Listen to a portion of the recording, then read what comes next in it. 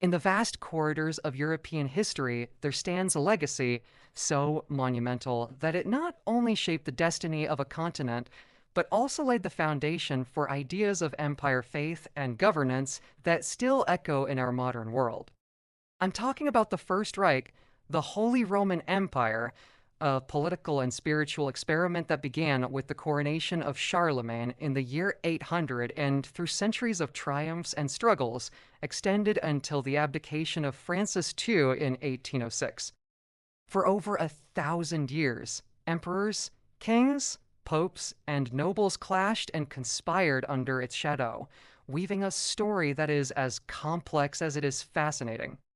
Today, we will travel from the grandeur of Charlemagne's coronation in Rome, through medieval conflicts with the Papacy, to the glittering courts of the Habsburg dynasty, until we reach the empire's twilight under the weight of Napoleon. Stay with me, because what you ray about to hear isn't just the dry chronology of rulers, it is the story of an empire that aspired to eternal dominion, but collapsed in the face of modernity. But before we begin this journey, I invite you to take a moment and subscribe to the channel. Here, we uncover history's forgotten truths, break myths, and bring back to life the stories that textbooks simplify or ignore. If you are passionate about empires, kings, battles, and the turning points that define civilizations, then you are in the right place. Subscribe now, hit the notification bell, and join our growing community of history lovers because together, we are building a fortress of knowledge that no time can erode. Now, let's begin. The Holy Roman Empire, later referred to as the First Reich, began with a moment that still resonates with grandeur, the Christmas day of the year 800, when Pope Leo III placed the imperial crown upon the head of Charlemagne in St. Peter's Basilica. This act was more than ceremonial. It was a declaration that the authority of Rome had been reborn, fused with the power of the Franks. Historian Christopher Dawson once wrote, "In religion and the rise of Western culture, that Charlemagne's coronation was the fusion of Roman, Christian, and Germanic traditions, and it gave Europe a common political language that endured for centuries. In other words, Charlemagne's empire was not simply a kingdom made larger, it was an attempt to resurrect Rome itself, but now with a Christian soul. Charlemagne's empire stretched from the Pyrenees to the Danube, from the North Sea to central Italy. But perhaps more important than his conquests was his vision. He reformed laws, standardized weights and measures, and promoted education in what later became known as the Carolingian Renaissance. Einhard, Charlemagne's biographer, emphasized in Vita Caroli Magni that the emperor never ceased to encourage the study of the liberal arts and to honor the teachers of learning. In this, Charlemagne was not merely a conqueror, he was a cultivator of civilization, trying to impose order upon a fragmented Europe. And yet, despite its brilliance, the Carolingian Empire did not endure. After Charlemagne's death in 814, his heirs divided his lands, and by the Treaty of Verdun in 843, the empire splintered into three parts. Out of this fragmentation rose what we would later call the Holy Roman Empire, centered in the Germanic lands. The title of emperor was revived by Otto I in 962, when he was crowned by Pope John XII. From this moment onward, the Holy Roman Empire was defined by a duality. The emperor was both a German king and the protector of Christendom, a secular ruler with sacred legitimacy. This duality, however, carried seeds of endless conflict. The popes in Rome demanded spiritual supremacy, while the emperors insisted on their divine mandate to rule. The investiture controversy of the 11th century laid bare this struggle.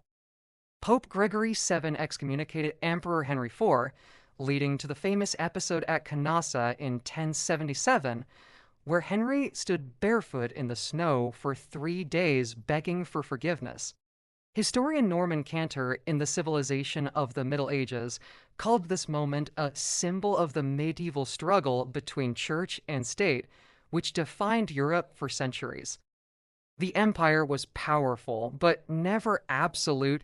it was constantly negotiating with dukes, bishops, and the Pope himself.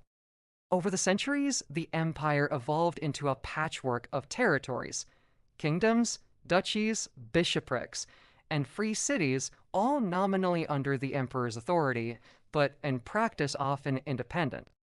Voltaire famously quipped, "This body, which was called and still calls itself the Holy Roman Empire, was in no way holy, nor Roman, nor an empire."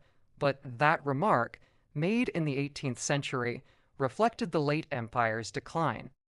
For much of the Middle Ages, the Holy Roman Empire was a central arena of European politics, shaping wars, crusades, and dynastic marriages. The Hohenstaufen dynasty in the 12th and 13th centuries brought the empire to new heights. Frederick Barbarossa sought to restore imperial authority in Italy, clashing with the Lombard League of Cities. His grandson, Frederick II, was called Stupor Mundi, the wonder of the world for his brilliance, culture, and daring policies.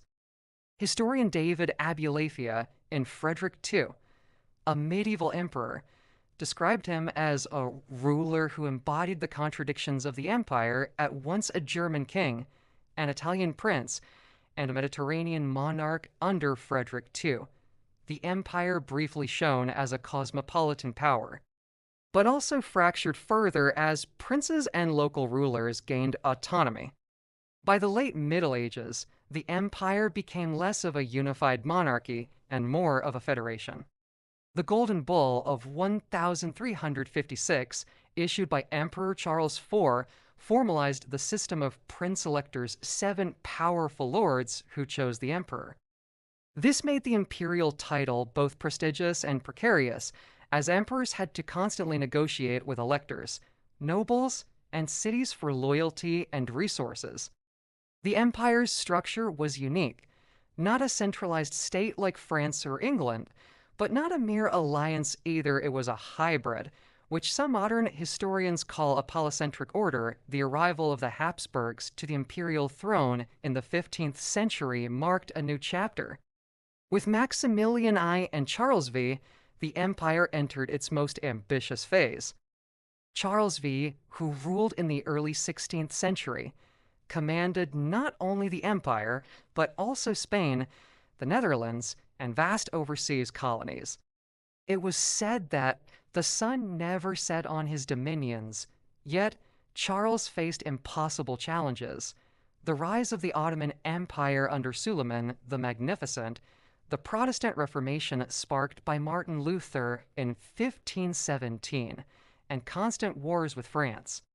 Historian Geoffrey Parker, in Emperor, A New Life of Charles V, observed that Charles inherited more than any man could govern, and his reign was a struggle to hold together a world that was coming apart.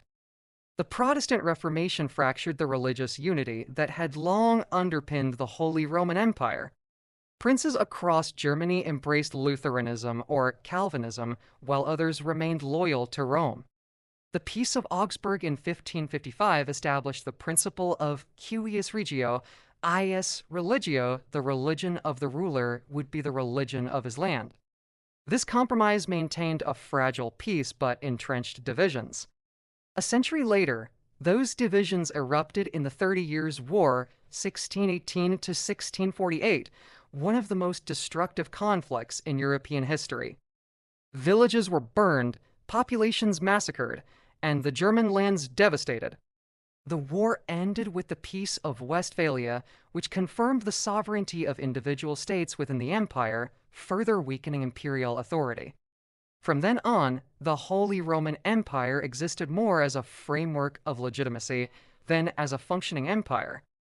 The Habsburg emperors, particularly Leopold I, Joseph II, and Francis II, continued to wield influence, but increasingly it was their Austrian territories that mattered, not the empire as a whole.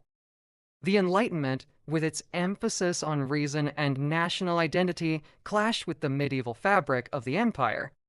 By the time Napoleon shattered the old order in the early 19th century, the Holy Roman Empire had become a relic of another age.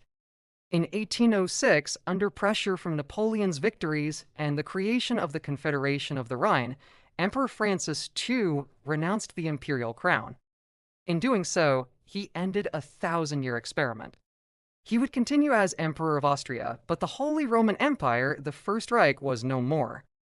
Historian Peter H. Wilson, in Heart of Europe, A History of the Holy Roman Empire, described its fall as the quiet death of an institution that had outlived its time, yet left behind the framework of German political identity. And here lies the paradox of the First Reich. It was never a centralized empire in the Roman sense, nor a modern nation-state. It was messy, decentralized, and often chaotic. Yet, for a millennium, it provided Europe with a stage where kings and popes clashed, ideas were forged, and the balance of power was maintained. It was the crucible of both unity and division where the seeds of modern Europe were sown. So, when we think of the Holy Roman Empire, we must see beyond Voltaire's irony.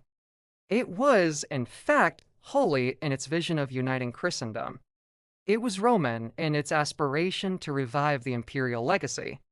And it was an empire, the one unlike any before or since. Now I want to turn to you, the listener. What lessons can we take from the rise and fall of the First Reich? Perhaps it is that power without unity is fragile. Or perhaps that diversity, while chaotic, can also be a source of resilience. The Holy Roman Empire did not leave behind monuments like Rome, nor colonies like Britain. But it left a legacy of political complexity, religious struggle, and cultural flourishing that still shapes Europe today. This was the story of the First Reich from Charlemagne to Francis II, from coronation to abdication. 1,000 years of ambition, conflict, and transformation. If you enjoyed this journey, don't forget to like the video, subscribe to the channel, and share it with others who love history as much as you do. Because the more we uncover the past, the more we understand our present. And remember this, empires rise and empires fall, but the lessons they leave behind those remain eternal.